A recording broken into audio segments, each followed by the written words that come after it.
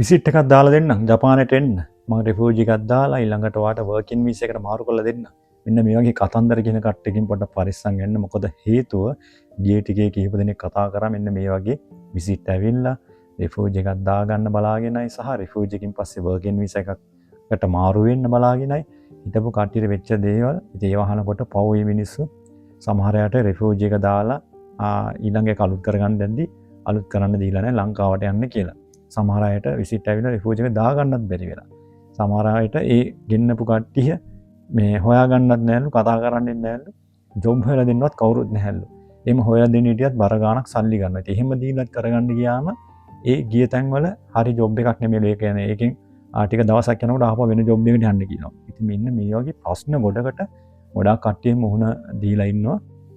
ඉතින් කියන්න ඕනව තිබ්බේ මේ ඉස්සර වගේ ආවට ගියට ඇවිල්ලා ගේමක් ගන්න පුළුවන් වාතාවරණයක් සහ මේ පරිසරයක් නෙමෙයි මේ තියෙන්නේ දැන්. ඉතින් ඒ නිසා මේ හරියට හොයලා බලලා එන්න මේ විසිට් වගේ වීසා වලින් යන රිෆියුජි දාගෙන හරි වර්කින් එකට මාරු වෙන්න බලාගෙන ඉන්නවා නම් ඒක පොඩ්ඩක් අවදානම් වැඩි. ඉතින් ගොඩාක් කට්ටිය කතා කරපු සමහර අයගේ කතන්දර අහනකොට පව් මේ මිනිස්සු. ඉතින් මෙන්න මේ වගේ දේවල් වලට හවු වෙන්න එපා. හරි දෙයක් හරි විදිහට හොයලා බලන්න. මොකද මිනිස්සු එන්නේ සල්ලි හොයන්නනේ. මේකට ඉතින් තියෙන දේවල් උකස් කරගෙන එක්කෝ අතේ තියෙන සල්ලි සේරම දාලා එහෙම නැත්නම් ණය වෙලා. ඉතින් එහෙම ඇවිල්ලා මේ වගේ ප්‍රශ්න වලට මුහුණ දීලා ඉස්සතින් ලංකාවට යන්න වුණොත් මේ මිනිස්සු කොච්චර අසරණ තත්යකටපත් වෙනවද? ඉතින් ඒ ගැන පොඩ්ඩක් කල්පනා කරලා බලලා එන්න. ඉතින් ඒක පොඩ්ඩක් ෂෙයා කරගන්න කියලා හිතුණා. එහෙනම් හැමෝටම ජය වේවා.